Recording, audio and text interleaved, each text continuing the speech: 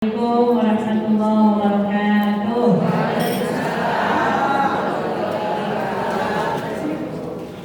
Alhamdulillahilladzi an'ama bi ni'matil iman wal islam wa alafa baina qulubina fa asbahna bi ni'matihi ikhwana. Alhamdulillahilladzi hadana li hadza wa ma kunna linahtadiya laula an hadana Allah. Asyhadu an la ilaha illallah wahdahu la syarika lah wa asyhadu anna Muhammadan abduhu wa rasuluhu alladzi la nabiyya ba'dahu amma ba'du. Rabbi shrah li sadri wa yassir li amri wa hlul 'uqdatam min lisani yafqahu qawli. Allahumma 'allimna bima 'allamtana wa 'allimna ma yanfa'una wa zidna ilma. Allahumma inni a'udzubika min 'ilmin la yanfa' wa qalbin la yakhsha wa nafsin la tasfa' wa 'ainin la tadma' wa daqatin la yustajabu lah. Bapak dan Ibu yang hadir pada pagi hari ini, alhamdulillah setelah puji Allah, Ibu Solihah yang sudah membawakan kasidah Bu, ya. Mudah-mudahan mempersiapkan dari pagi, semua yang juga diberikan kemudahan usia bertahan kepada Allah. Dan mudah-mudahan menunggunya Bapak dan Ibu tadi, saya pakai pilih aja tadi. Pernah kesini itu biasanya saya ngisi di Kemiri apa ya, dan Kemiri, ya. Pakai web dan oh ini kayaknya enggak, alhamdulillah daripadanya bukannya kita pakai sini aja, alhamdulillah kayaknya lebih mudah untuk dibaca dan kalau biasa kita pakai. Mudah-mudahan jadi amal soleh ya Bu, menunggunya insyaallah. Bismillahirrahmanirrahim. Alhamdulillah segala puji Allah pada pagi hari ini di hari yang istimewa.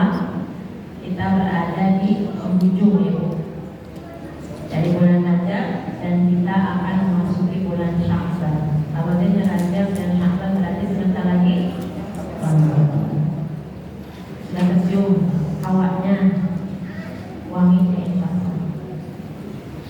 Kita berdoa Allahumma barik lana fi Rajab wa Sya'ban wa ballighna Ramadan. Nah, kita tidak ada yang tahu kematian itu bukan milik orang yang sudah tua, yang sudah sakit-sakitan. Kematian itu milik orang yang hidup. Kullu syai'in halikun illa wajhah. Semuanya akan hancur, semuanya akan mati kecuali Allah Subhanahu wa taala yang hayyun la yamut, yang maha hidup tidak akan pernah mati.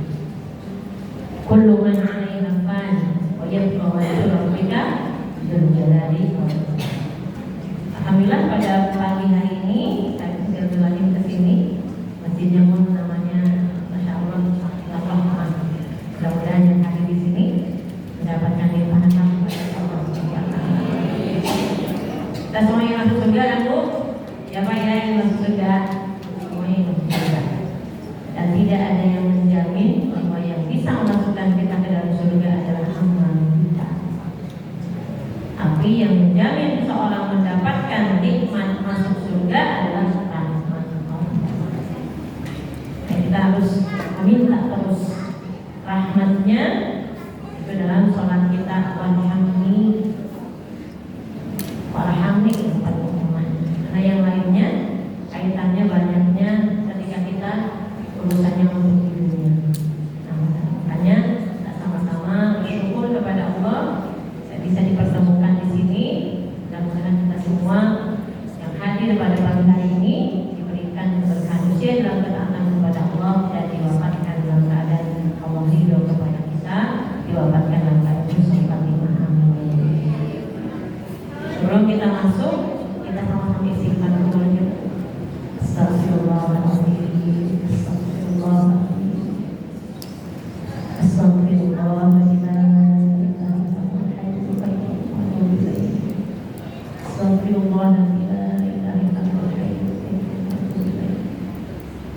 astagfirullahaladzim. Allahumma la ilaha illa anta khalaqtani wa ana 'abduka wa ana 'ala ahdika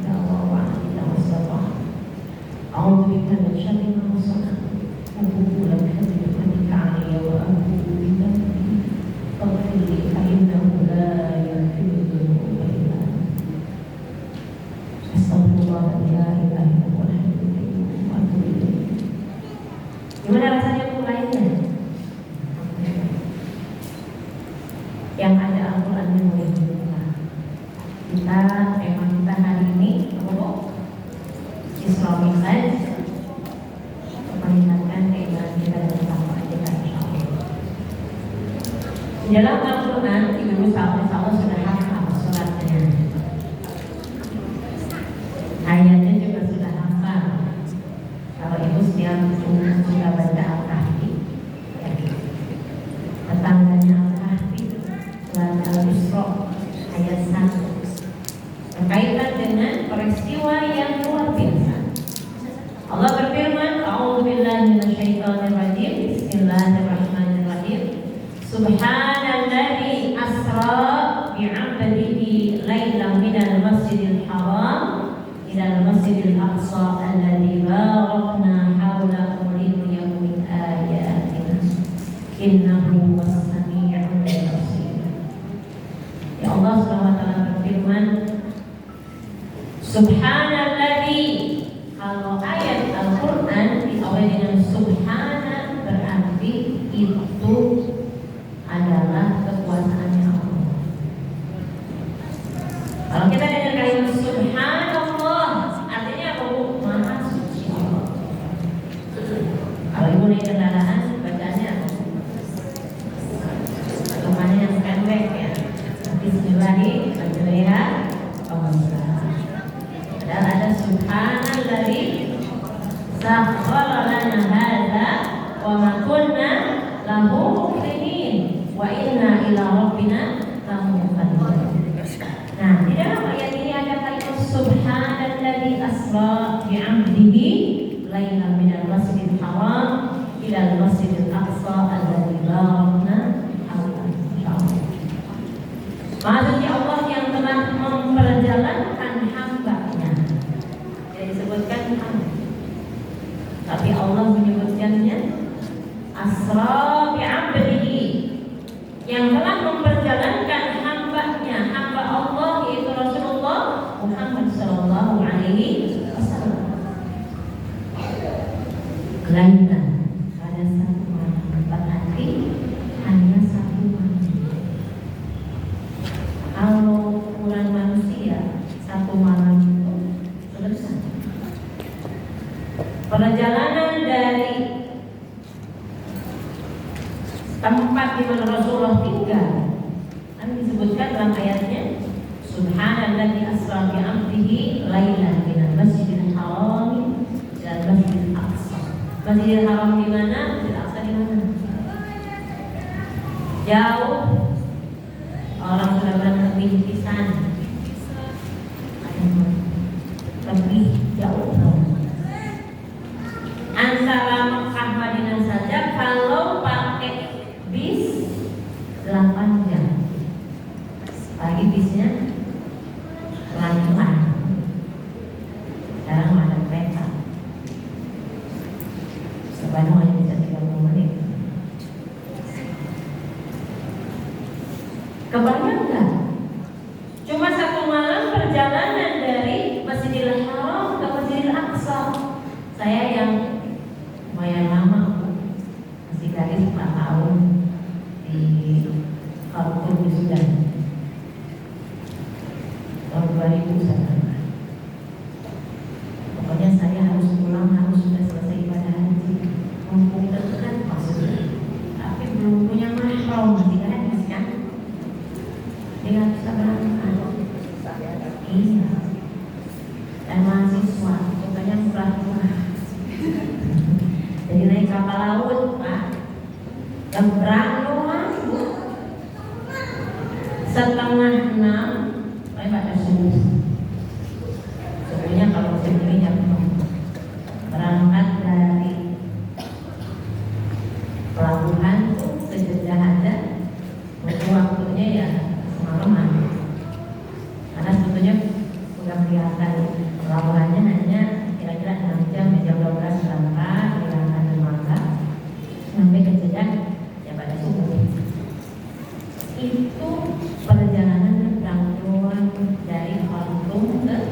Jeddah. Nah, sedangkan ini dari Masjidil Haram, kalau dari Jeddah perjalanan pakai mobil saja 1 jam nyampe di Mekah. Kebayangkan hitungannya. Yang pakai mobil saja aman.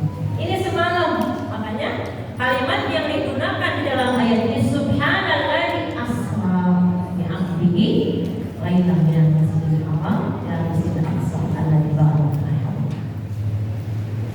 Dan sekarang supaya kita tahu bahwasannya kondisi masjid yang ada di Palestina tidak sama dengan di Masjidil Haram.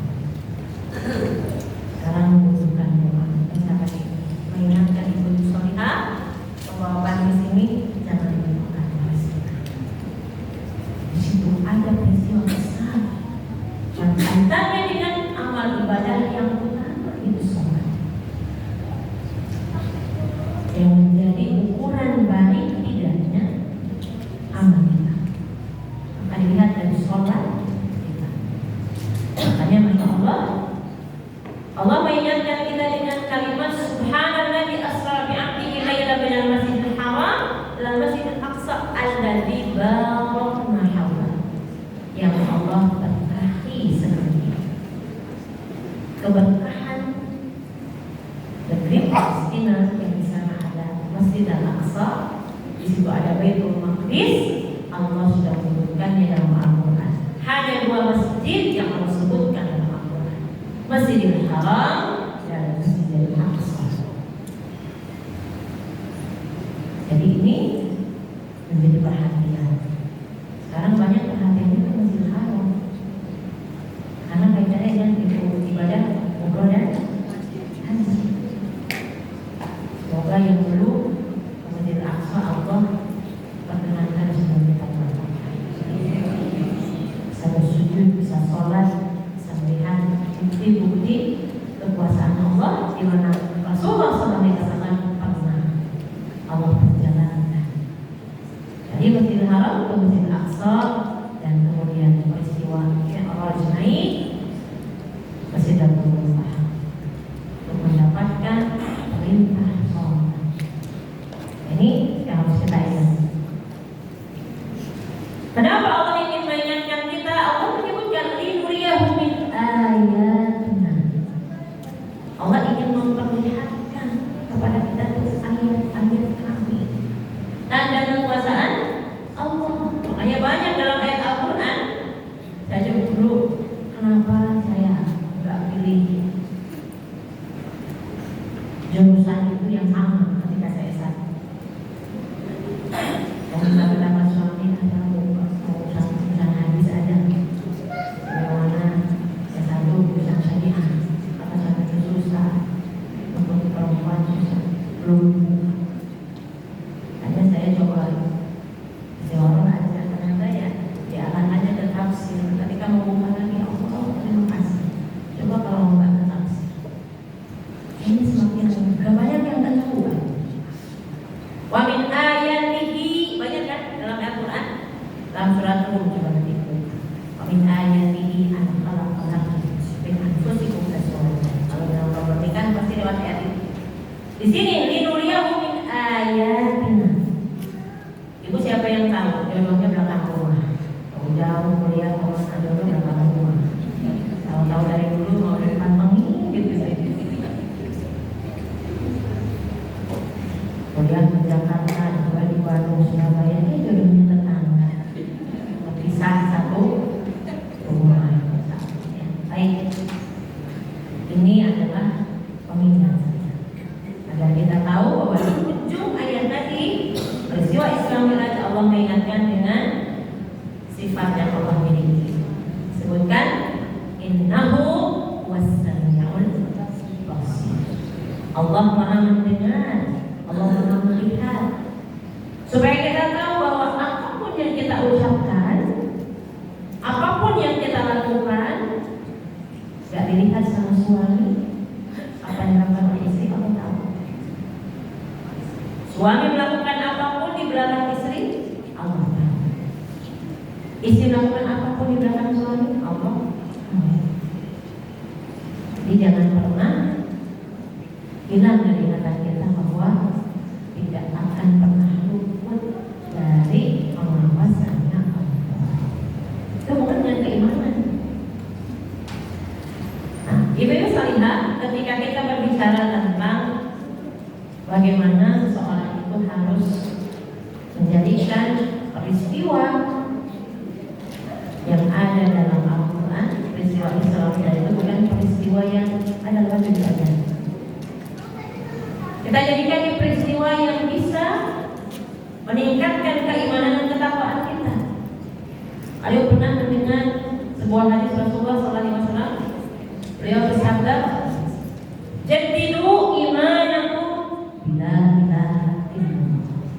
Perbaharui keimanan kalian itu dengan ucapan la ilaha illallah. Jangan jadi takut, kita mah belum ada ngomong juga begini ngomong ini. Ini mah kalimat tauhid. La ilaha illallah. Kita jangan sampai takut ketika ada kalimat la ilaha illallah diucapkan. Itu kalau mengucapkannya dengan keislaman hati kita, ikut saja belum? Biar aja. Berapa hari keimanan kalian dengan la ilaha illallah? Kalau kita lagi turun iman kita, tambahnya ucapan itu. La ilaha illallah, bermakna lagi. Padahal kita masuk di dikir kamu. Rumah berantakan, baru aja kita beres. Pulang dari nanti berantakan lagi. Astagfirullahaladzim. Tapi lumayan sih yang keluarnya itu ya, bukan yang lain. Alhamdulillah. Kita lihat bagaimana Allah mengingatkan kita lewat peristiwa Isra dan Mi'raj. Apa itu Isra? Sebelum masuk ke keimanan ketakwaan. Isra Bu,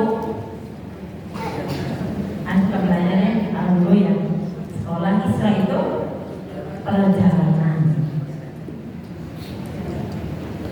Ketika kita berbicara tentang bab Isra Mi'raj, maka Allah Subhanahu wa taala memberikan peringanan kepada kita. Isra adalah perjalanan. Di mana perjalanan ini tidak seperti perjalanan biasa. Bahasanya secara bahasa dari sara bermakna perjalanan yang dilakukannya malam hari. Dalam bahasa Arab itu ada perbedaan. Wadautu, kalau makan nih, saya ayo makan dulu. Saya sudah makan.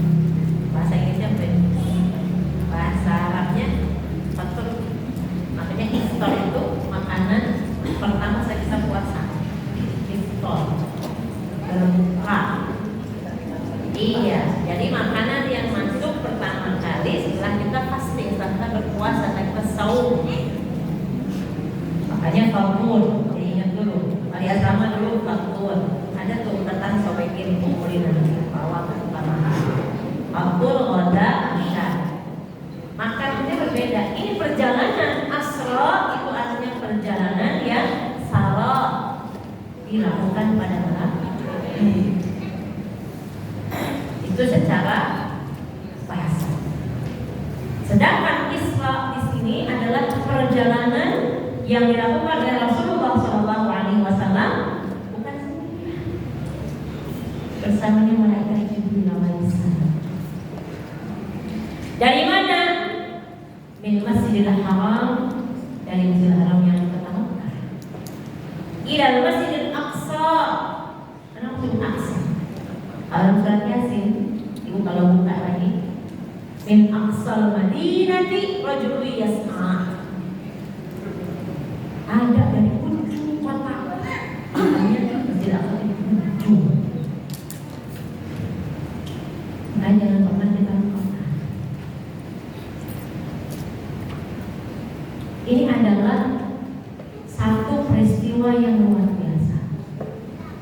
Rasulullah diperjalankan oleh Allah bersama malaikat Jibril pada malam hari. Makanya disebutnya Sara atau Isra. Di mana Allah memperjalankan Min Makkah ila Baitul Maqdis. Dari kota Makkah ke Baitul Maqdis. Kenapa saya ingin mengingatkan terus kisah ini? Nanti kita bahas sedikit tentang keistimewaan Baitul Maqdis, karena ini bisa meningkatkan keimanan. Kan itu yang kita inginkan. Bukan hanya kita, oh ingat, hanya kalau bulan Rajab ada Islami Halal. Udah ada. Sholat tetap telat, oke, kata orang Bandung. Ada berkumandang jam 12 lebih dikit.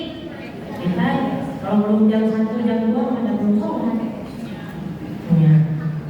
Sholat subuh kasihan, sholat subuh mau asar, sholat asar mau maghrib, ya.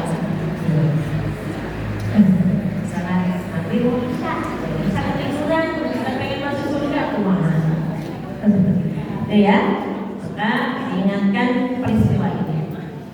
Dari Masjidil Aqsa ke Masjidil Haram saja itu jauh, baliknya lagi. Dari Masjidil Haram ke Aqsa, dari Aqsa balik lagi di malam yang sama. Makanya wajar Muhammad hilang. Orang-orang mengatakan Rasul kita dengan peristiwa ini, tapi tidak dengan sahabat yang luar biasa. As-Siddiq, Abu Bakar As-Siddiq. Karena tahu bahwa Abu Bakar itu mengetahui Rasulullah Muhammad ini kiranya amin, tidak pernah berdusta, selalu bicaranya benar, belum pernah berdusta. Jadi mungkin kalau lebih cepat dari semalam pun aku percaya kalau Muhammad itu. Maka yang disebut Abu Bakar As-Siddiq.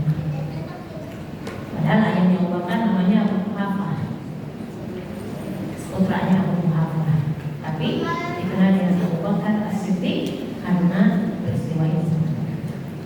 Ya, insya Allah As-Siddiq itu yang membenarkan. Nah, ini bisa lihat ketika kita berbicara tentang Isra tadi, perjalanan malam hari dari Masjidil Haram ke Masjidil Aqsa. Kemudian Mi'raj. Mi'raj itu secara bahasa adalah alat yang dipakai buat naik. Makanya kenapa Masjid Al-Aqsa itu menjadi ukuran kita juga harus kalau memang mau bepergian ketiga masjid, Masjidil Haram, Masjid Al-Aqsa, Masjid Hajar, Masjid Nabawi. Jangan berangkat kemana-mana dulu kalau belum ketiga tempat diutamakan, karena ada hubungan dengan peristiwa yang istimewa. Nah, Mi'raj itu adalah biasanya alat yang sering dipakai naik. Ada disebutnya Mi'raj.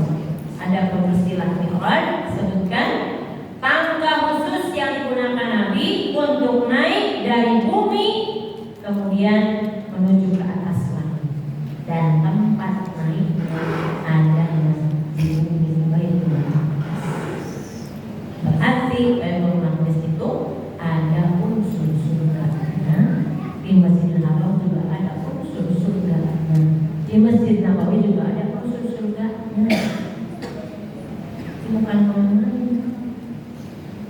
Kalau lihat Masjid Al-Aqsa warnanya hijau lumut, tapi ada kalau ibu lihat yang warna berubah warna emas kuning, warna hijau. Di bawahnya itu adalah tempat di mana ada batu soh, kubasah. Di situ tempat Rasulullah naik untuk melaksanakan Mi'raj. Berarti berdasarkan dapat para ulama bahwa pintu langit itu ada di Palestina. Istilah bawabatus sama, pintu langit.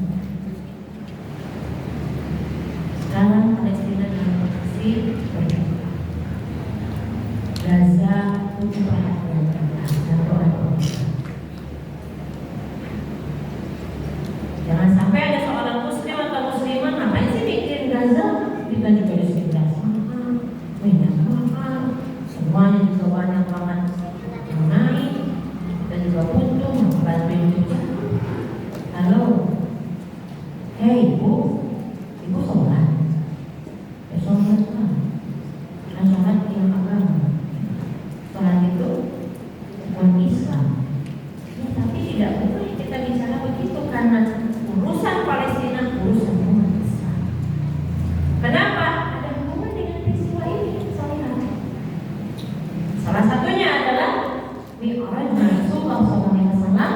mana ada tempat naiknya Rasul yang ditemani oleh malaikat Jibril, itu berada di bumi Palestina. Insyaallah ya. Jadi paham Ibu? Di Baitul Maqdis. Berdasarkan firman Allah yang ada di dalam surat Al-Isra. Kemudian dari mana kita tahu bahwasannya Rasulullah ketika Mi'raj itu naik? Yang boleh buka dalam surat An-Najm, ya, surat An-Najm 727. Setelah surat Al-Tur ada surat An-Najm ayat 1 sampai 18. A'udzubillahi minasyaitonir rajim. Bismillahirrahmanirrahim. Wan najmi idza hawa ma dhalla sahibukum wa ma ghawa. Allah bersumpah dengan bintang. Demi bintang ketika terbenam. Biasanya namanya An-Najmi. Wan najmi idza hawa ma dhalla sahibukum wa ma ghawa wa ma yantiqu 'anil hawa. Siapa yang membicarakan ini? Rasulullah. Rasul tidak pernah bicara kecuali dengan tuntunan wahyu. Kita kayak mana kita umatnya? Apa yang Rasul lakukan, yang Rasul ucapkan tidak lepas dari wahyu dari memang kita asal ini. Ayat yang susah. Kadang ada pikir dulu orang sakit hati ya kalau kita bicara. Sholatnya luar biasa. Tahajudnya juga tiap malam kebetulan tinggal kami juli sama tetangga. Aku tuh gak pernah ngomongin orang, tapi jadinya ngomongin orang. Tahu gak Bu?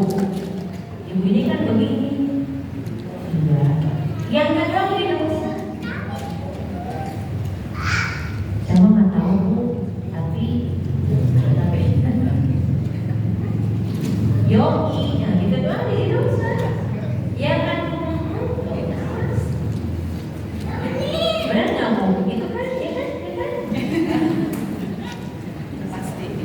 Nah, Rasulullah tidak. Wa ma yantiqu 'anil hawa in huwa illa wahyun yuha. Annamahu syadidul quwa dzu mirratin fastawa wa huwa bil ufuqil a'la. Ini malaikat Jibril biasa mengajarkan kepada Rasulullah SAW dengan sangat kuat, yang mempunyai akal yang cerdas. Rasulullah SAW dengan dituntun Allah SWT itu akan menjadikan kita terus terikat dengan ayat-ayat Al-Quran. Bahwasannya Rasul yang cerdas, karena semuanya dituntun oleh wahyu dari Allah SWT. Kemudian Allah menyebutkan lagi, "Tsummadana fatadalla fakana qaba qausain aw adna wa awha ila 'abdihi ma awha ma kadzaba al-fuadu ma ra'a afatumarunahu 'ala ma yara wa laqad ra'ahu nazlatan ukhra 'inda sidratil muntaha." Ada kalimat sidratil muntaha? Ada. Indaha jannatul ma'wa. Ada kalimat sidratul muntaha yang ada kaitan erat dengan peristiwa Isra. Nabi Muhammad Sallallahu Alaihi Wasallam sedang berada di ufuk yang tinggi, kemudian dia mendekat. Kata Jibril, di ufuk yang tinggi mendekat kepada Rasulullah. Kemudian setelah itu mendekat lagi, bertambah dekat lagi, dan jadilah dia dekat pada Muhammad sejarah 2 ujung usul panah. Kalau ada anak panah, ya nggak tahu lah. 2 ujung usul panah. Atau lebih dekat lagi. Untuk ngapain? Untuk menyampaikan apa yang telah diwahyukan oleh Allah. Jadi gimana waktu peristiwa Isra Mi'raj ini ketika sudah naik inda sidratil muntaha, insyaallah di tempat yang dinamakan dengan Sidratul Muntaha. Tempat itu dekat dengan surga, Jannatul Ma'wa. Ada satu nama surga namanya tempat tinggal orang-orang nanti yang bagaimana bertakwa kepada Allah. Jannatul Ma'wa, surga Ma'wa. Di sini Allah Subhanahu wa taala memberikan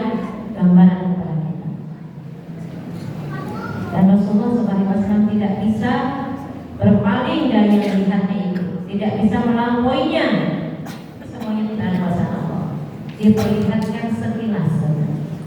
Yang kita baca di Quran tentang indahnya surga, entah Rasul menyampaikan mana ayat Quran. Walaupun surga itu airnya, buahnya, kan dari Quran. Bahkan nanti yang tidak pernah minum khamar di sini di sana minum. Di sini memang alam hukumnya, di sana itu khamarnya bos tidak boleh. Madunya pun lebih enak dari yang dunia. Buah-buahannya pun pernah kita lihat di dunia, tapi di sana beda rasa dan beda ukurannya. Masya Allah. Nah, Ibu Salihah, ini satu hal yang perlu diingat berkaitan dengan ayat yang ada berkaitannya dengan Islam. Nah, sekarang kalau dari hadis Rasulullah SAW, karena tidak ada yang bisa memuaskan keimanan kita kalau kita hanya percaya kepada Al-Quran doang. Dan kita diperintahkan ati Allah wa ati Rasul. Taatlah kepada Allah dan kepada Rasulullah SAW. Dalam sebuah hadis, karena banyak riwayatnya, kami ambil yang paling bisa dipahami. Dan mudah-mudahan ibu juga yang sudah tahu teringat kembali. Insya Allah. Jangan lupa ibu, saya bacakan hadisnya. Di antara hadis sahih dalam hal kisah tentang Isra Mi'raj itu, di antaranya adalah hadisnya dari Anas bin Malik. Anas bin Malik siapa? Anas bin Malik itu adalah Anas bin Malik, pelayannya Rasul. Ibunya Ummu Sulaim. Kalau dengan Ummu Sulaim itu harus ingat, Ummu Sulaim itu siapa? Karena kita seorang wanita muslimah harus mengambil hikmah. Sebutkan hadis dari Anas bin Malik, putranya Ummu Sulaim. Ummu Sulaim itu seorang sahabat Rasul yang menjadikan mahar pernikahannya adalah keislaman suaminya, Abu Talha. Nah, dia menjadikan Anas ini putranya selalu mendampingi Rasulullah SAW. Makanya banyak hadis juga diriwayatkan oleh Anas bin Malik. Didatangkan kepada Kubura, ambil artinya saja.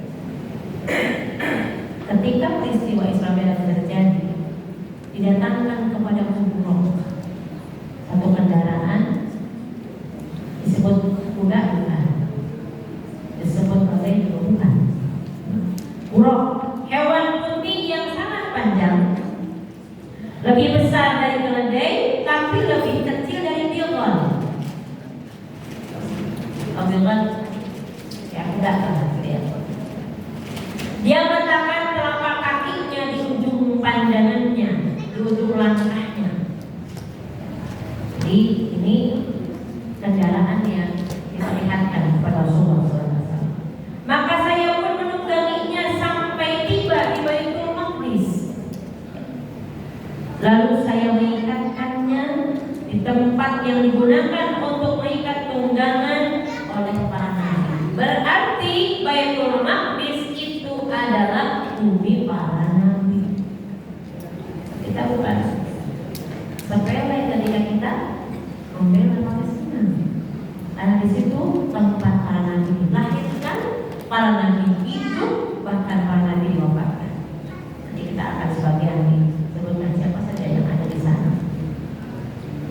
Nah, Ibu bisa lihat, jadi Rasulullah itu diperlihatkan kepadanya pulau. Disebutkan hewannya panjang, warna putih, lebih besar dari keledai, tapi lebih kecil dari bilqon. Yang meletakkan kakinya di ujung pandangannya, atau maksudnya langkahnya sejauh pandangannya. Siapa menungganginya sampai di Baitul Maqdis, atau diikatkan di tempat para nabi mengikatkan tunggangannya. Insyaallah ya. Lalu saya pun mengikat di tempat di mana para nabi itu mengikatkan tunggangannya. Kemudian saya masuk ke masjid dan sholat 2 rakaat di Masjid Al-Aqsa ini. Rasul sholat 2 rakaat. Kemudian datang kepada malaikat Jibril alaihissalam, membawa bejana berisi khamar, satu bejana isinya khamar arak, Yang satu bejana lagi isinya susu dan Rasul memilih susu. Jadi terlihat Malaikat Jibril akhirnya berkata kepada Rasulullah SAW, engkau Muhammad telah memilih yang suci. Kemudian Malaikat Jibril pun naik bersamaku ke langit as-sama al-ula, ke langit yang pertama. Langit ada sab'an samawat, ada 7. Kalimat atau menyadari banyak sekali kalimat yang diucapkan ya ataupun yang kita dapatkan ketika kita baca Quran. Ada sab'an samawat. Tapi bumi ada satu, wal ardh. Apakah bumi juga ada 7? Tapi langit ada sab'an samawat, 7 lapis. Langit pertama, Rasulullah SAW dibawa oleh Malaikat Jibril naik bersamaku ke langit pertama. Malaikat Jibril naik bersamaku kata Rasulullah, naik ke langit pertama. Dan Jibril meminta untuk dibukakan pintunya. Berarti ada pintunya langit. Salah satu pintunya yang tadi dari Baitul Maqdis. Kalau pintu langit itu ada di Masjidil Haram, naiknya ke sana. Dan ternyata Masya Allah, Malaikat Jibril meminta untuk dibukakan pintu. Dikatakan kepadanya, siapa engkau? Dia menjawab, ana Jibril, saya Malaikat Jibril. Tapi kayaknya nggak sendirian. Siapa bersamamu? Muhammad. Yang bersamaku Muhammad. Dikatakan, apakah dia telah diutus? Apakah yang dibawa oleh kami itu nanti akan diutus? Dia menjawab, iya, dia telah diutus. Maka dibukakanlah pintu di langit pertama, dan saya pun kata Rasul bertemu dengan Nabi Alaihissalam, Nabi Adam Alaihissalam. Jadi yang pertama dibawa Malaikat Jibril, kemudian bertemu dengan Nabi Adam Alaihissalam. Beliau menyebutku dan mendoakan kebaikan untukku. Para Rasul bertemu kepada Nabi Adam, dibukakan, disambut, dan didoakan kebaikan. Kita juga bisa mengambil hikmahnya itu kalau ketemu sama siapapun, jangan sulit doain. Saya belajar dari orang-orang yang saya temui waktu di Sudan. Ketika ketemu pasti mau kenal itu dipeluk. Kalau disalimik, sampai orang itu menjauh. Semoga Allah berkahi semua, menyelamatkan kamu, berkahi kamu. Kalau kita menerima assalamualaikum warahmatullahi wabarakatuh. Waalaikumsalam.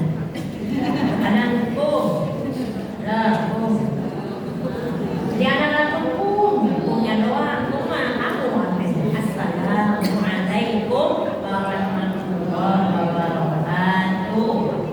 Yang jawab pun jangan pelit juga. Nanti tulisannya kalau ada assalamualaikum, memang jawab dengan yang sama. Kalau orang itu bilang assalamualaikum, kita jawab assalamualaikum warahmatullahi wabarakatuh. Waalaikumsalam warahmatullahi wabarakatuh. Kalau lengkap tiga-tiganya warahmatullahi wabarakatuh.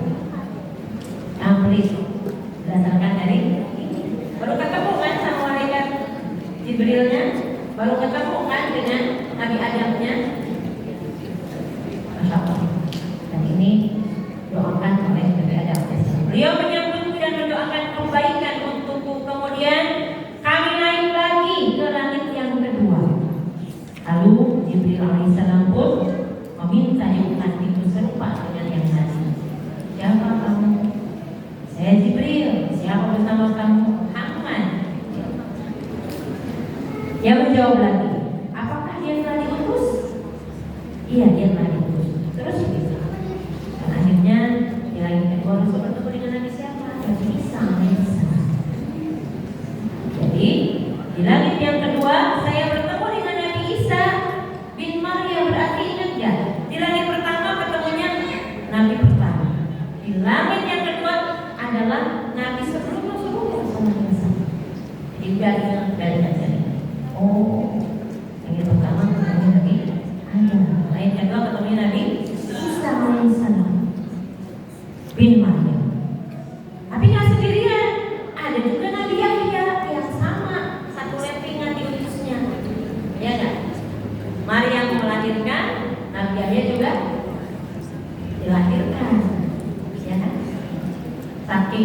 apa ya, saking nakalnya, segilnya tuh Bani Israel itu diputus Nabi sekaligus berapa urusan. Insya Allah Zakaria, Yahya, Isa. Dan di langit kedua kan Rasulullah bertemu dengan Nabi Isa dan juga Nabi Yahya di Zakaria. Sallallahu alaihi wasallam. Mereka juga sama menyambutku dengan hangat dan mendoakan aku kebaikan. Kemudian Jibril pun mengajakku naik ke langit ketiga dan Jibril meminta ikutan pintu sebagaimana tadi. Siapa? Kamu, saya Jibril. Siapa bersamamu? Muhammad. Apakah dia telah diutus? Iya, dia telah diutus. Maka dibuka lagi untuk kami pintu ketiga. Saya bertemu dengan Nabi paling ganteng, Nabi Yusuf. Padahal Nabi Muhammad lebih ganteng daripada Nabi Yusuf. Nanti ibu jangan suka salah. Kalau lagi hamil bacain surat Yusuf, padahal sekali-kali surat Muhammad, surat Ibrahim. Nabi Ibrahim juga ganteng, Nabi Muhammad juga, Nabi Musa juga. Ya Bu, jangan dipilih-pilih. Kalau anaknya perempuan namanya, ya mesti harus itu seluruh Quran dibaca juga harus. Ya, itu yang ditemui Rasulullah SAW di langit keberapa Bu? Langit ketiga. Nabi Adam, yang kedua Isa dengan Nabi Yahya. Di langit ketiga Nabi Yusuf alaihissalam. Yang beliau telah diberi separuh dari kebagusan wajah, separuh. Beliau pun menyambutku dan mendoakan kebaikan untukku. Kemudian malaikat Jibril diajak lagi, Rasul oleh malaikat Jibril diajak naik lagi menuju langit yang ke-4. Dan Jibril meminta dibukakan pintu sebagaimana tadi. Siapa kamu Jibril? Siapa bersamamu? Muhammad. Apakah dia telah diutus? Iya, dibukakan pintu. Di langit ke-4 maka kami pun dibukakan pintu.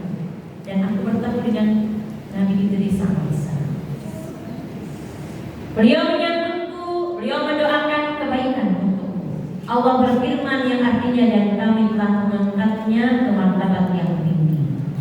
Ya, dalam surat Maryam ayat ke-57. Ini peristiwa yang aku lalui sampai langit ke-4. Kemudian malaikat Jibril naik lagi bersamaku ke langit yang ke-5. Seperti tadi, siapa kamu? Jibril. Siapa bersamamu? Muhammad. Apakah dia telah diutus? Ya. Bukanlah pintu yang ke-5. Kemudian pintu yang ke-5 itu aku bertemu dengan Nabi Harun alaihissalam. Namanya Nabi Musa. Beliau menyambutku dan mendoakan kebaikan untukku di langit ke-5. Kemudian malaikat Jibril mengajakku naik lagi menuju langit ke-6. Jibril meminta dibukakan pintu sebagaimana yang tadi. Siapa kamu? Dan Jibril bersama siapa? Muhammad. Apakah dia telah diutus? Iya. Akhirnya kami pun dibukakan pintu. Dan di sanalah di langit yang ke-6 ini aku bertemu dengan Nabi Musa yang sering namanya disebutkan dalam Al-Quran. Sering Nabi Musa. Beliau menyambutku dan mendoakan kebaikan untukku. Lalu malaikat Jibril ngajak lagi naik lagi aku bersama malaikat Jibril ke langit yang ke-7. Dan ini yang akhir dan langit terakhir. Sama seperti yang pertama, kedua, ketiga, keempat, kelima, keenam. Siapa kamu? Jibril bersama Muhammad. Apakah dia telah diutus? Iya, dia telah diutus. Maka dibukakan pintu di pintu langit yang ke-7 dan saya bertemu dengan Khalilullah Nabi Ibrahim alaihissalam. Di langit ke-7 ditempatkannya dan dibuka pintu, kami pun bertemu dengan Nabi Ibrahim alaihissalam. Ya, berarti dengan Rasul keturunan nenek moyangnya Rasul ke-60-an. Nabi Ibrahim alaihissalam. Dan beliau sedang menyandarkan punggungnya di Baitul Ma'mur. Kalau itu kenal Baitul Ma'mur sama para malaikat yaitu tawaf di Baitul Ma'mur. Ada yang menyebutkan lulusan dari Masjidil Haram. Kalau kita lihat ya, orang tawaf di bumi, tawaf gak berhenti. Ada berkumandang, sholat selesai, tawaf lagi. Malaikat juga melaksanakan yang sama di Baitul Ma'mur. Di Baitul Ma'mur ini nyender Nabi Ibrahim menyandarkan punggungnya di Baitul Ma'mur. Setiap hari masuk ke Baitul Ma'mur ada 70.000 malaikat. Berapa tuh? Kalimatnya hanya 7 juga ya. 70.000 malaikat tiap hari. Tiap hari 70.000 malaikat masuk ke Baitul Ma'mur dan enggak kembali lagi. Berarti banyak malaikat tiap hari masuk ke Baitul Ma'mur 70.000. Tiap hari masuk 70.000 malaikat dan tidak kembali lagi. Kemudian Nabi Ibrahim pun pergi bersamaku ke Sidratul Muntaha yang tidak jauh dari atau dekat dengan Jannatul Ma'wa. Ternyata daun-daunnya seperti telinga fil, seperti telinga gajah. Pohonnya gede-gede, daun-daunnya pun seperti telinga gajah. Untuk kuping gajah, kuping gajah yang di dunia. Ini yang dijelaskan. Ternyata daun-daun yang ada di sana selebar kuping gajah. Dan buahnya seperti tempayan yang besar. Oh, tempayan? Ya, itulah pokoknya yang besar. Tatkala dia diliputi oleh perintah Allah, dia pun berubah sehingga tidak ada seorang pun dari umat Allah yang bisa menggambarkan. Nah, kalau kata Allah berubah, tempayan pun tidak ada yang sanggup. Makanya surga itu keindahannya walaupun bisa digambarkan itu sekilas, malah nggak ada yang pernah melihat keindahan.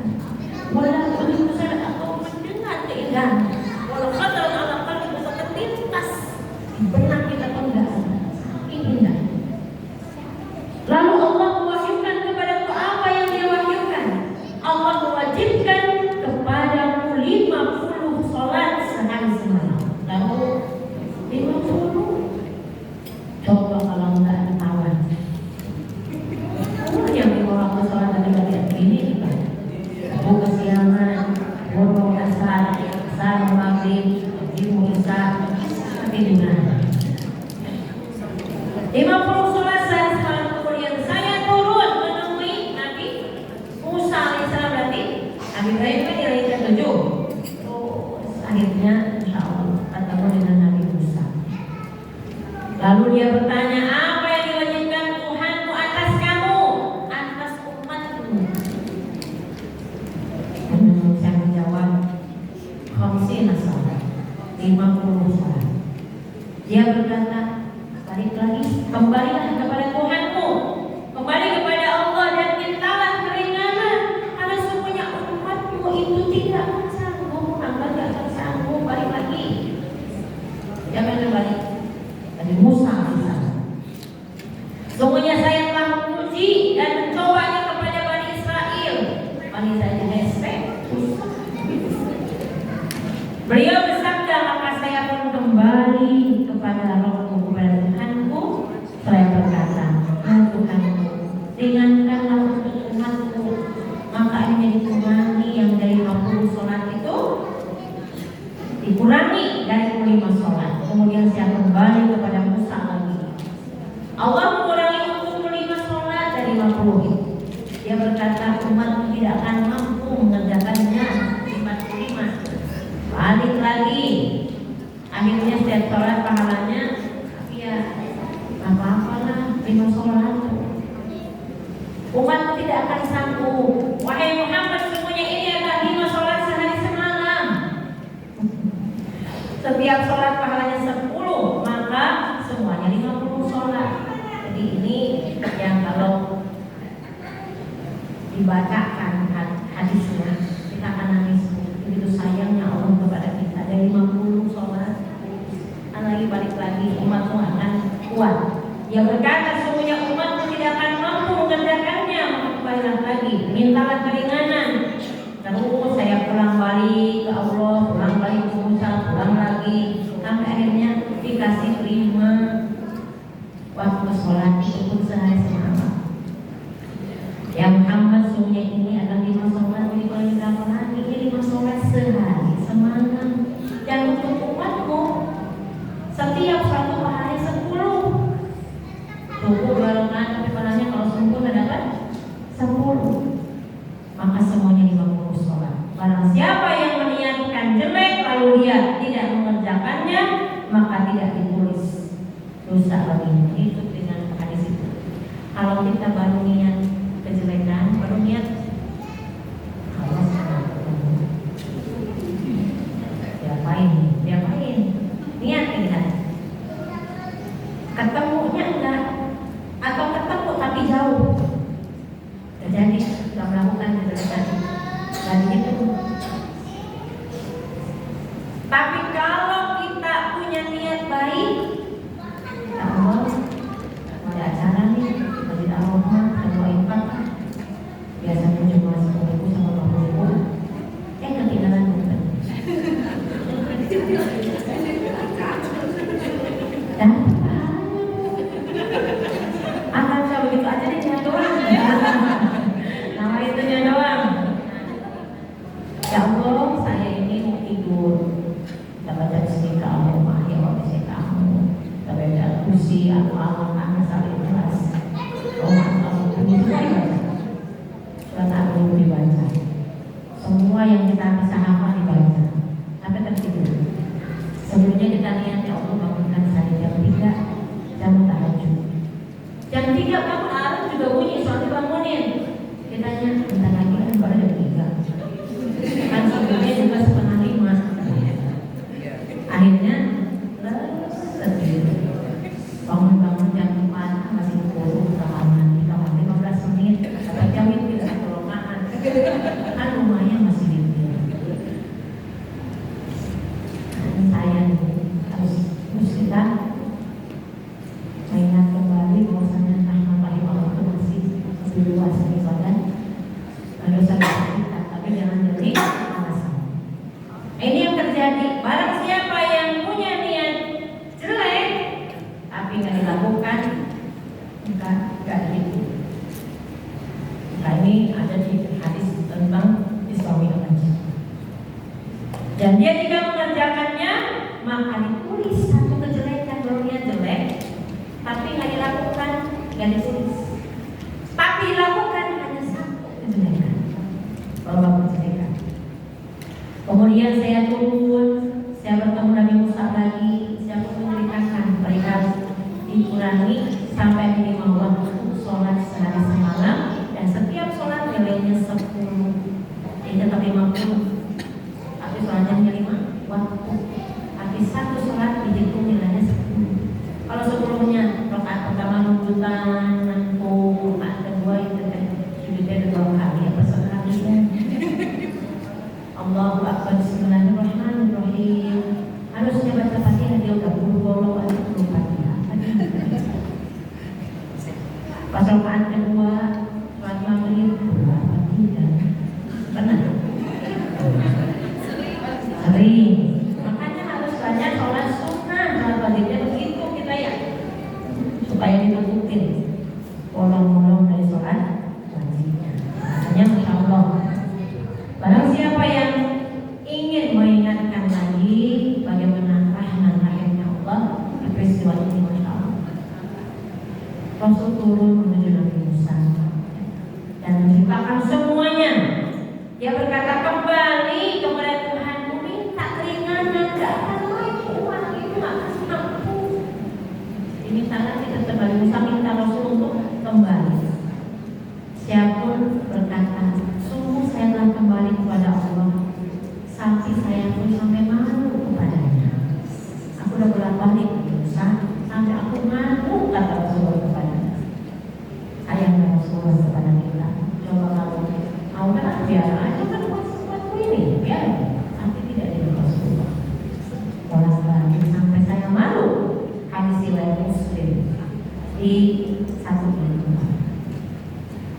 ini satu dari hadis Muslim.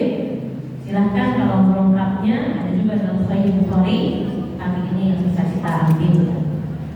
Nah, kira-kira hubungannya dengan ayat tadi apaan? Hubungan dengan hadis tadi kemudian dengan keimanan ketakwaan itu apa? Karena ternyata bagi kita sikap seorang muslim atau muslimah terhadap kisah Isra Mi'raj ini apa? Imani. Jadikan itu untuk memperkuat keimanan kita kepada Allah. Sepertinya apa bedanya sama orang-orang musyrikin dulu? Jadi kisahkan bahwa dengan peristiwa Isra Mi'raj ini kaum musyrikin datang kepada Abu Bakar Siddiq. Abu Bakar, nih sahabatmu, temanmu ini katanya mengatakan bahwa dia habis mengadakan perjalanan dari Masjidil Haram ke Masjidil Aqsa terus balik lagi. Setelah dia naik ke Sidratul Muntaha, balik lagi ke Masjidil Haram atau Mekah. Dari Mekah ke Baitul Maqdis, naik ke Sidratul Muntaha, kemudian naik. Diceritakan itu semuanya kepada kaum musyrikin. Apakah kamu berkhianat? Kalau lebih daripada itu pun aku percaya. Kalau Muhammad berbicara dari Allah kasih. Makanya wajar kalau ditimbang amal kebaikan kita semua dibandingkan dengan kebaikan yang Allah jahat. Keimanan amal soleh Abu Bakar itu lebih unggul daripada keimanan kita.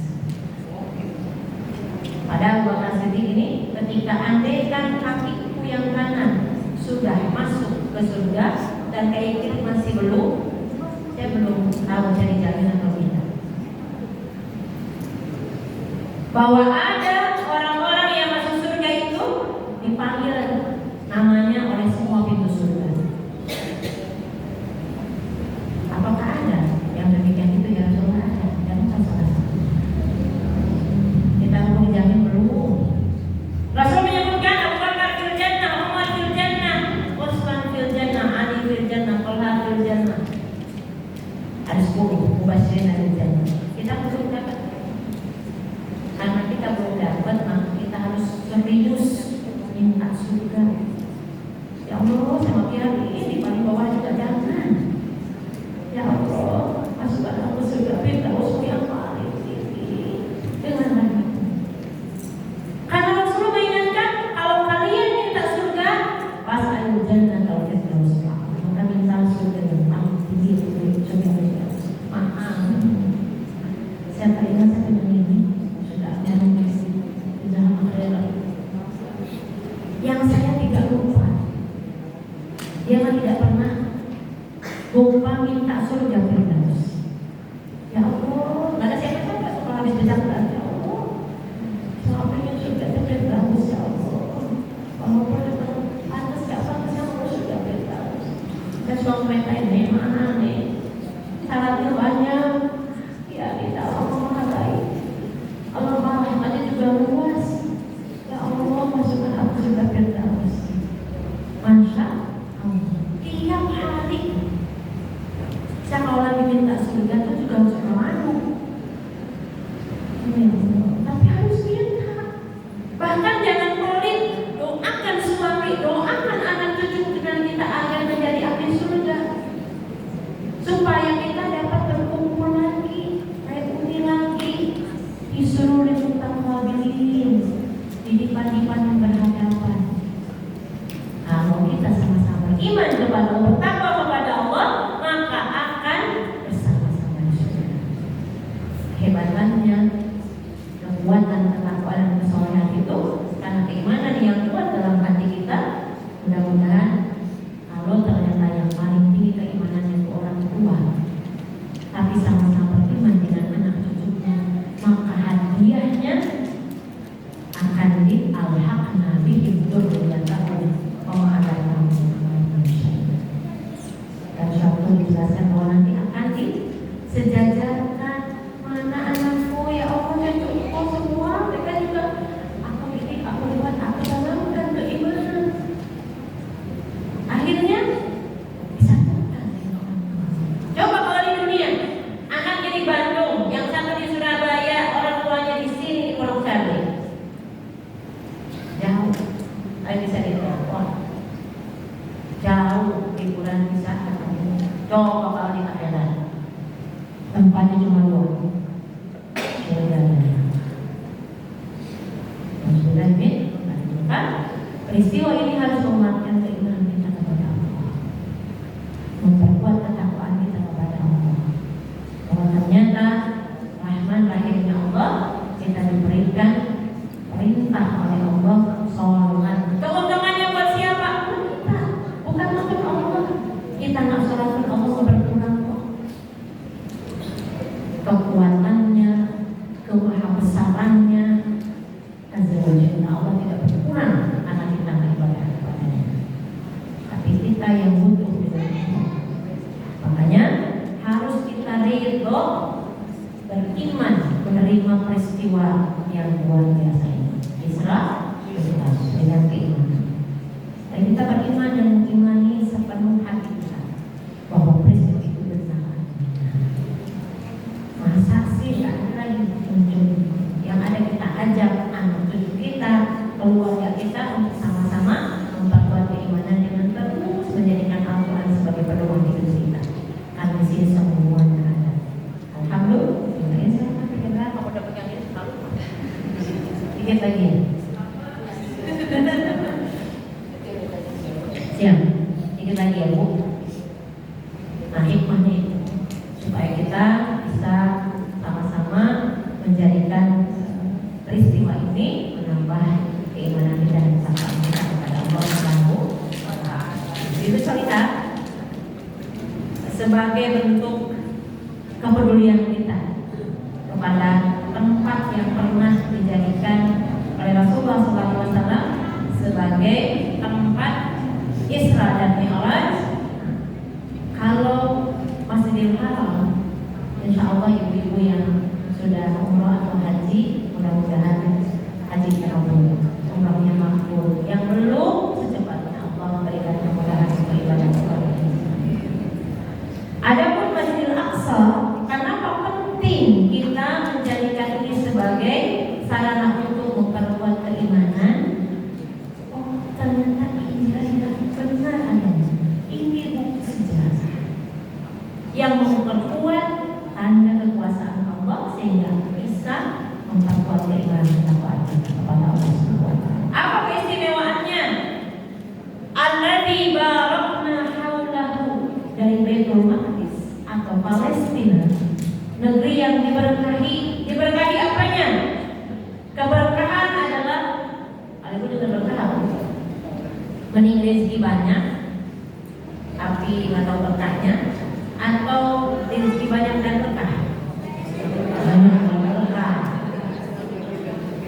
Ibu berkah itu apa usia dan berkah. Berkah adalah bertambahnya kebaikan. Walaupun sedikit, kalau berkah jadi nikmat. Gak banyak mubazir.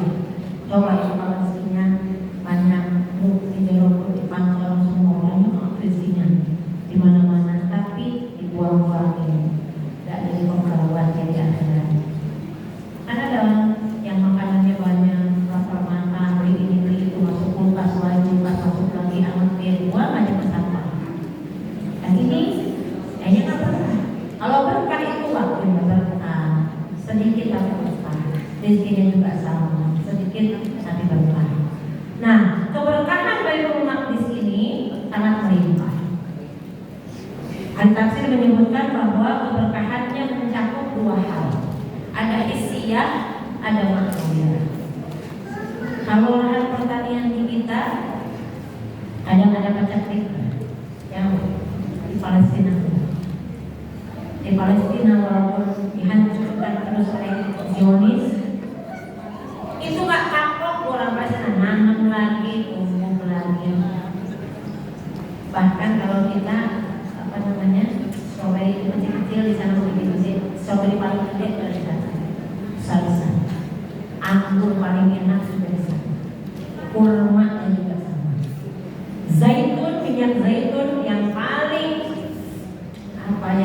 enak kalau rasanya tuh di Palestina. Keberkahan yang kedua adalah berkah maknawiyah. Banyaknya al-anbiya, banyaknya para nabi yang dari Palestina. Dan ini dan bahkan para malaikat pun membentangkan sayapnya di bumi Palestina. Sekarang Palestina ini bagian dari bumi Syam, di mana Rasulullah ketika sebelum diutus jadi nabi, sebelum menikah dengan Ibunda Khadijah, Rasul bawa barang dagangannya ke negeri Syam. Berarti sudah ke sana duluan Rasulullah sebelum diutus. Syam itu sekarang negaranya Palestina, Syria, Yordan, Lebanon. Jadi 4 negara Syam dulu. Usia Rasul masih muda rasanya. Luar biasa kan, perjalanannya nggak pendek atau nggak dekat. Nah, keberkahannya malaikat itu membentangkan sayap di negeri Syam. Namun jika melihat kondisi sekarang menyedihkan, Gaza adalah makanan terakhir bagi rakyat Palestina. Sekarang kondisinya sudah hancur. Para syuhada juga banyak. Tapi perempuan yang kuat, saya ambil di rumah. Saya punya teman Palestina. Jadi dia itu nggak bisa baik-baik ke sana. Kekuatan perempuan Palestina itu kayaknya belum ada yang mengalahkan. Rumah hancur, suami gugur, syahid, anak-anak semuanya nggak ada yang tersisa, tinggal dia. Pakai sebutnya Al-Qamsa, kan anak-anak yang gugur semua pada hari itu pada ibadah. Apa yang membuat kamu kuat? Allah kuat. Itu saja. Jadi kita pun sama, mau kuat keimanan kita, mau kuat ketakwaan kita, jadikan Allah tempat kita bersandar. Allah bersama. Gak ada masalah yang besar kalau kita menyadarkan kepada yang besar. Masalah besar jadi kecil kalau kita mendekatkan Allah dalam setiap kehidupan kita. Jangan kita tuh lagi susah doang ke Allah. Kalau lagi susah itu ya Allah belum tunggu ya. Ditungguin waktu sholat karena curhat sama Allah. Kalau lagi senang dia lupa. Lagi di resepsi pernikahan jadi panitia bentar ya mau sholat dulu, kenapa bisa sebentar? Masa pakai sebentar sholat dulu emang? Kalau lama jadi nggak boleh. Udah. Ini sama-sama ya mainnya. Yang kedua, tanah suci umat Islam. Baitul Maqdis ini sebagai tanah suci umat Islam. Kalau kita mengetahui bahwasannya Baitul Maqdis ini tanah suci umat Islam, jadi harus dibalikin lagi, Bu. Milik umat Islam. Jangan mau dan jangan ridho diambil orang yang tidak bertanggung jawab.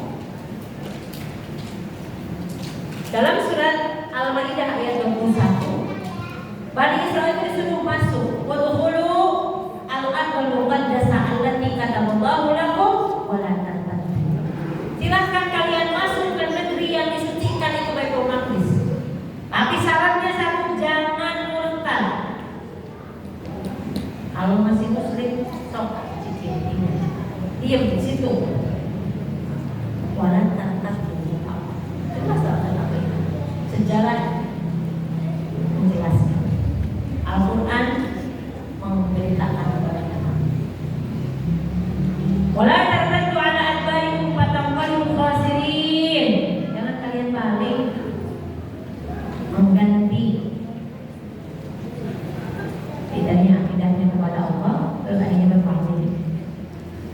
Kalian akan maka Allah memuliakan Palestina, menjadikannya tanah suci umat Islam. Di dalamnya ada Masjidil Aqsa. Ya, misalnya.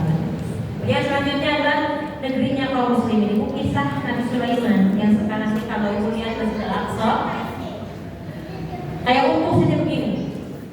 Tapi sebetulnya sudah tinggal sedikit lagi saja. Kalau bukan karena Allah memberikan keberkahannya, sudah hancur.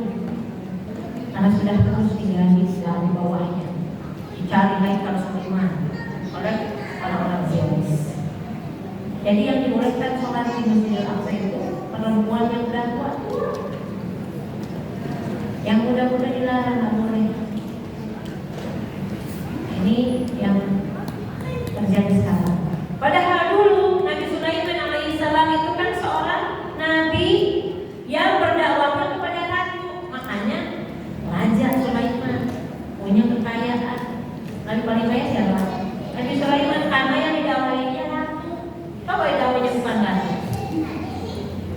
ya kan? Kalau Bapak bukan raja, itu nggak bisa diterima sama malaikat sabar atau Bilqis.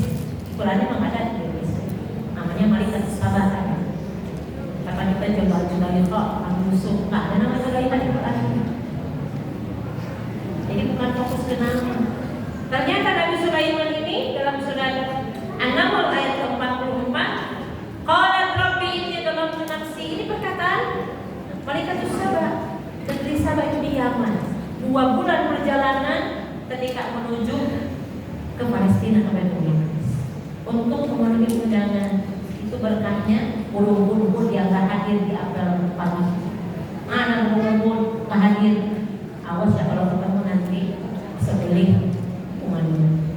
Jangan dulu, ini saya bawa kabar berita. Di sana dan di Sabah ada negeri yang dipimpin sama raja. Tapi bukan menyembah Allah. Udah yang cara begini. Siapa yang bisa memindahkan singgasananya? Nanti itu boleh nanti Bu cek di surat An-Naml. Ini menunjukkan bahwa Palestina itu negerinya kaum muslimin. Supaya kita lebih mempertegas keimanan. Jangan benar kita membaca juga satu-satu, sulit-sulit semua, mikirin lagi sama. Palestina itu urusannya sendiri, urusan Palestina urusan kita. Karena ada peristiwa yang kaitannya kita sebagai seorang muslim. Akhirnya datanglah malaikat Sabah atau Bilqis ini, tapi singgasananya udah dipindahkan sama Nabi Sulaiman lewat siapa nih? Kira-kira kalau tender siapa yang bisa pindahin? Kalau nak ifrit itu minyak jin nih ada jin ifrit kata kita. Ada ifrit, salah seorang jin mengatakan bahwa saya bisa pindahin. Ya pokoknya secepat mungkin. Kalau Nabi Sulaiman pindah ada baru berdiri di tempat musuhnya dan pindah. Tapi ada lagi, saya lebih bisa lagi. Kejapan mata, kedipan mata. Itu yang bukan jadi masalahnya, bentar mau cepat, yang jelas sudah pindah singgasannya. Datanglah sampai Ratu Bilqis ke situ. Kata Nabi Sulaiman, ada arsy. Wahai Bilqis, apakah itu singgasan kamu? Karena aku kayaknya iya deh. Kan itu dalam misalnya iya deh. Ya udah sebelum ke sana, ayo mampir dulu ke istananya Nabi Sulaiman. Istananya kan enggak. Akhirnya gaunnya diangkat. Pas diangkat, gak usah diangkat. Itu kan hanya kawai bukan air. Nah, makanya akhirnya qalat rabbi inni dhalamtu nafsi. Oh, ternyata ada yang lebih keren lagi daripada aku. Wa aslamtu ma'a Sulaiman. Aku masuk Islam bersama Sulaiman. Ibu sebenarnya terus ending kamu nikah sama Nabi Sulaiman itu kan ceritakan. Karena bukan itu fokus kita. Tapi bagaimana dakwahnya Nabi Sulaiman berhasil, gitu kan? Dan itu hubungannya dengan Baitul Maqdis yang sedang diperebutkan itu. Masya Allah. Kita harus membalikan karena ini wakaf yang punya umat Islam. Dan jadi tahu muslimin karena itu klaim orang Yahudi itu nggak beralasan. Sejarah sudah menceritakan ini. Bahwasanya peninggalan Nabi Sulaiman adalah kata mereka milik mereka emang dari umat Islam. Ya. Allah berfirman, "Waqala lil Yahud Uzair bin Allah" dalam surat At-Taubah. Kata orang Yahudi Uzair itu anaknya Allah. Nabi Uzair. Kata orang Yahudi. Kata orang Nasrani, Isa itu Allah. Dan mereka meyakini itu semua. Padahal itu semuanya adalah tidak sesuai dengan apa yang seharusnya. Yudha'ibun qawlan ladzina kafaru min qabl qatalahumullah anna yufakun. Allah menyebutkan surat At-Taubah ayat 30 qatalahumullah akan dilaknat oleh Allah yang mengatakan demikian. Kita jangan ikut-ikutan dalam wilayah itu mau pro mana ya. Kita harus berdiri dengan siapa? Karena tanggung jawabnya nanti keimanan kita kepada Allah Subhanahu wa taala. Dan Palestina juga tanah kelak nanti ada kiamat di sana. Jelaskan dalam tafsir surat Qaf surat 50 nanti dibuka. Dalam surat Qaf ayat ke-41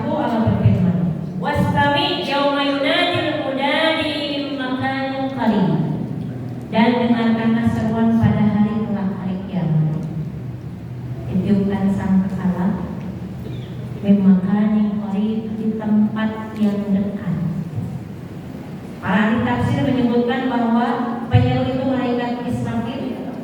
Mungkin sekarang lagi pegang atau hidupnya kapan. Menyeru dengan meniup sangkakala di tempat yang dekat. Dan ternyata tempat dekat itu adalah As-Sakhrah Baitul Maqdis, tempat di mana naiknya Rasulullah ke langit. Jadi unsur surga yang ada di Baitul Maqdis itu adalah As-Sakhrah, di mana batu tempat naiknya Rasul ke langit bisa malaikat Jibril. Insyaallah ya. Kalau di Masjidil Haram yang sebagian rebutan ada Hajar Aswad di unsur surga. Pokoknya kalau tua belum coba Hajar Aswad yang belum sempurna padahal itu termasuk hukumnya. Jangan sikut sini demi itu semua. Dan di Masjid Nabawi ada Raudhah. Sampai dijadwalin. Kalau namanya nggak ada belum boleh. Begitu sekarang ya. Dan ini mudah-mudahan jadi pengingat untuk kita bahwasanya menunjukkan Sakhrah adalah menjadi tempat malaikat Israfil menyeru nanti manusia menuju alam mahsyar, negeri akhir zaman, dan negeri itu ada di Palestina sekarang. Terakhir, Palestina itu adalah negeri tempatnya peristiwa besar yang kita bahas hari ini, Isra Mi'raj. Masjidil Haramnya di Mekah, tapi tempat Mi'rajnya Rasul ada di Palestina di Palestina. Dan juga Palestina adalah Ardul Anbiya, negerinya para nabi. Itu harus kita yakini, walaupun belum ke sana. Sejarah menjelaskan bahwasannya selain Allah sama, selain pintu langit dari tempat naiknya Rasulullah, maka Palestina juga disebutkan Ardul Anbiya wal Mursalin, tempat tinggalnya para nabi dan utusan Allah Subhanahu wa taala, negeri para rasul. Dari 25 rasul yang disebutkan oleh Al-Qur'anul Karim, ada 18 diantaranya yang lahir, yang tinggal dan hidup di sana. Ada 18. Kemudian juga Palestina selain buminya para nabi dan rasul, tempat muhajir anbiya, tempat hijrahnya para nabi.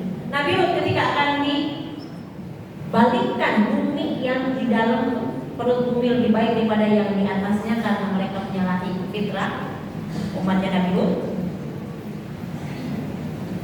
dibalikkan karena mereka itu kaum yang mencintai sama jenis.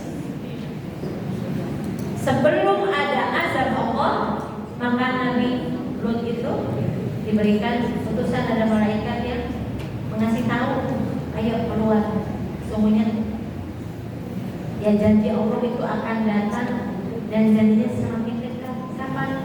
Mau musuh, ayo sesuatu lain, ayo keluar dan jangan menoreh lagi ke sana.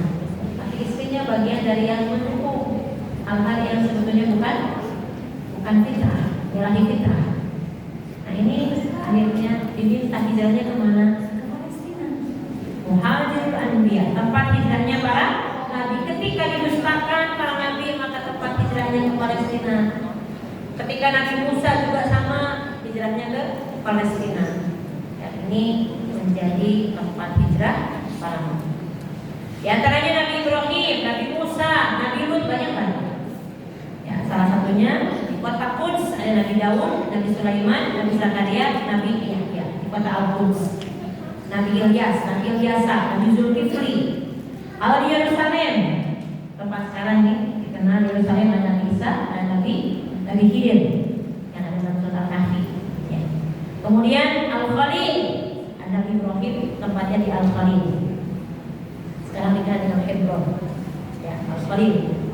Kemudian ada Nabi Lut, Nabi Ishak, Nabi Yakub alaihissalam, Nabi Yusuf, Nabi Yunus, Nabi Ayub.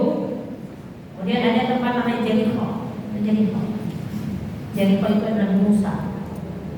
Kota Tiberias ada Nabi Syuaib dan Nabi Saleh. Dan ini sebagian kecil ya yang mengingatkan kita bahwasannya punya kewajiban kita dan Al-Aqsa.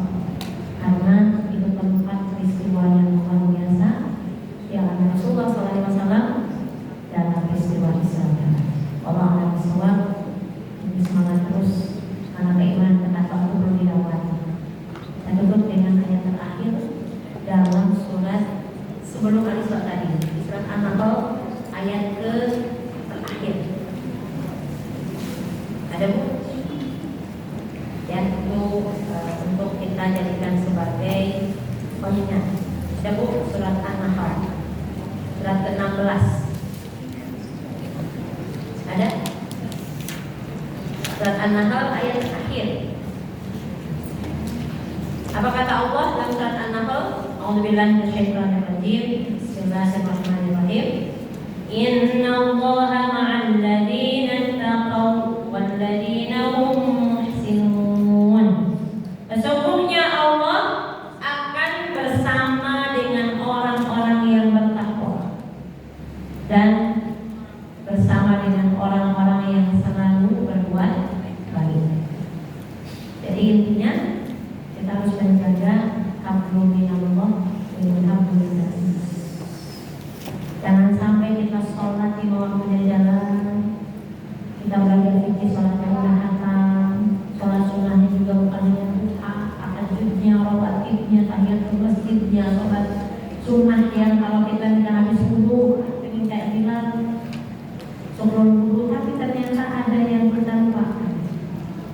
Kita ternyata mulut kita ini tidak dijaga, tidak menjaga lisan, banyak hati yang tersakiti, apalagi di bulan Rajab itu. Bulan Rajab adalah bulan yang disebutkan dalam surat At-Taubah ayat 36 sebagai Ashhurul Hurum. Kalau bulan sama suami jangan bulan Rajab. Apalagi hari Kamis. Hari Senin dan Kamis itu diangkatnya amal. Kalau amanat Allah turun setiap hari, kalau pekanannya diangkatnya amal, dilihatkan amal itu setiap Senin dan Kamis. Untuk orang yang lagi berantem, suami istri kah, saudara kah, tetangga kah, kata Allah pendek dulu hatta yasqaliha, sampai mereka berbaikan. Jadi kalau kita berantem hari Sabtu dapat baikan. Kita kan berantemnya dari Jumat Sabtu, akan sudah bisa makan, besok Senin. Kalau berantem lagi Selasa atau Kamis lagi. Ganti kali doang ya. Jadi ibu jangan gampang marah sama suami, suami juga sama. Dia bukan malaikat, kita juga sama. Rumah tangga mana? Dia kamar ada dua, satu di kamar tamu, di kamar kita. Kita juga ketemu lagi banyak. Ya contoh lah. Ada sholat kita bisa menjadikan kita semakin kuat keimanan kita dan takwa. Allah sawab, dan kita juga berusaha mengambil hikmah dari kisah Islam yang tadi dengan terus menjadi pribadi yang bertakwa dan selalu berdoa baik kepada sesama kita. Kita istighfar sama-sama. Semoga diusahakan.